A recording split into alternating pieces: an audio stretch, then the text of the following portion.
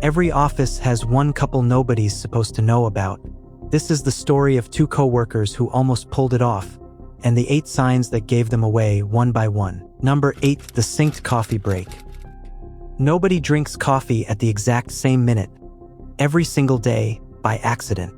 It started small, the kind of small nobody would ever think twice about. Maya Ellison, creative director at a mid-size agency called Farrow & Lane, took her coffee break at 10:15 every morning. So did Daniel Ruiz, the senior copywriter 2 desks down. Same time, same machine, same 5-minute window for 3 months straight. Nobody clocked it as unusual until the day the machine broke and they both vanished for the exact same 11 minutes anyway. That's the detail that should have raised eyebrows.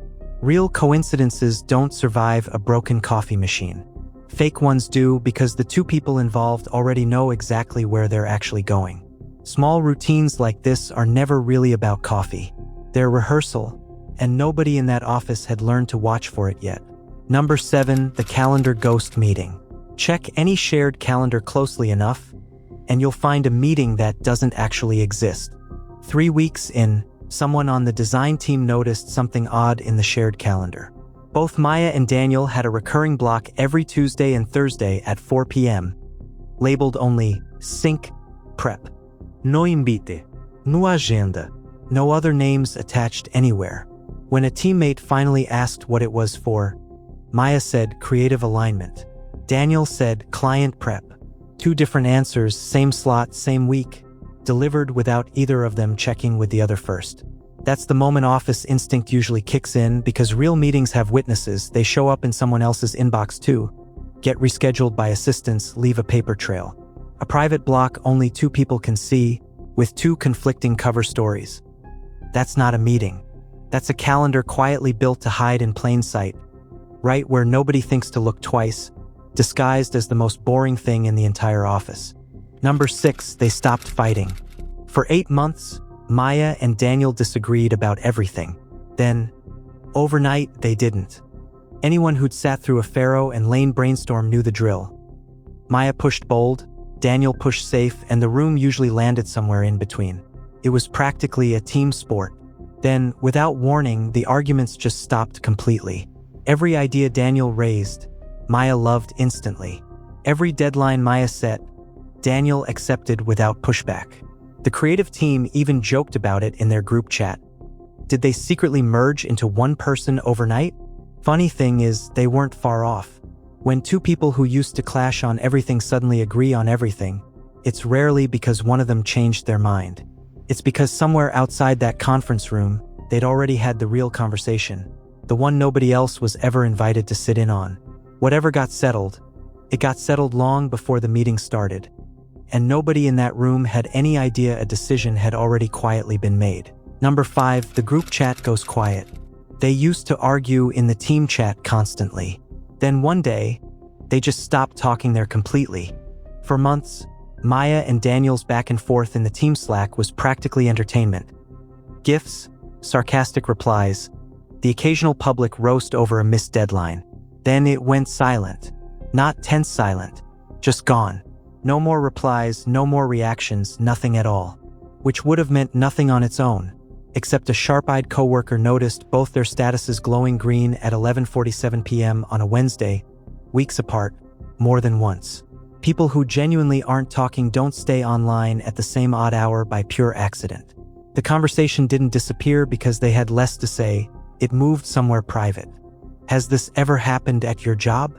2 coworkers going quiet in the group chat right before everyone else figured out why? That's usually not nothing. Number 4, the conference room pattern.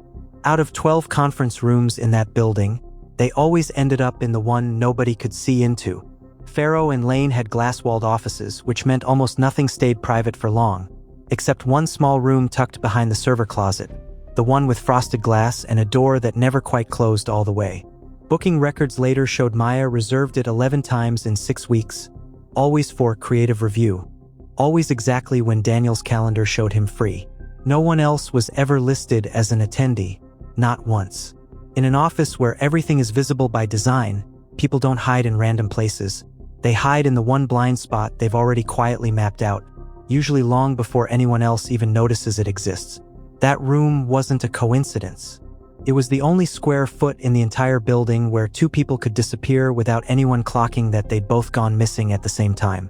The junior designers eventually started calling it the Vault, half joking, never quite realizing how close to the truth that nickname actually was. Number 3, the business trip that wasn't a coincidence. 2 separate expense reports, 2 separate managers, same city, same hotel, same 3 nights. In October, Maya was approved for a conference in Austin. So was Daniel, booked through a completely different department, approved by a different manager for what looked like an unrelated client pitch entirely. Nobody connected the 2 trips until finance noticed the hotel charges landed on the same night, same property, rooms 4 doors apart on the same floor. Separately, either trip made total sense. Together, the timing was almost too precise to be random. This is the sign that trips people up the most, because everything looks legitimate on paper. Real clients, real invoices, real reasons for travel, signed off by 2 people who had no idea the other approval even existed. But real coincidences rarely book adjoining floors on a Tuesday in October. When 2 unrelated trips line up this perfectly, only one of the reasons was ever actually true, and it usually wasn't the one written on the expense report. Number 2, they know things they were never told.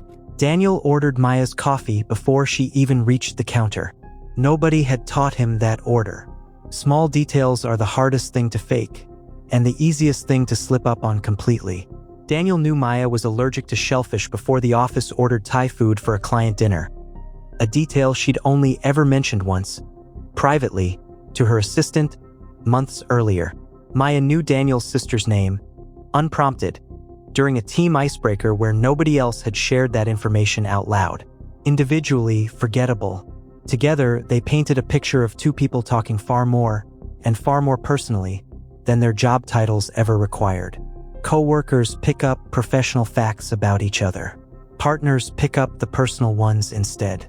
The moment someone knows an allergy, a sibling's name, or a coffee order they were never actually told, they've already told you everything, without saying one single word.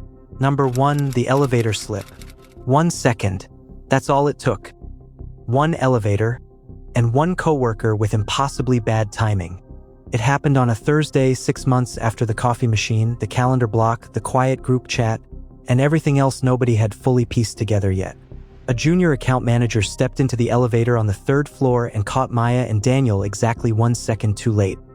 Her hand still half inside his, both faces frozen, the doors sliding shut behind all 3 of them in total silence for 4 straight floors.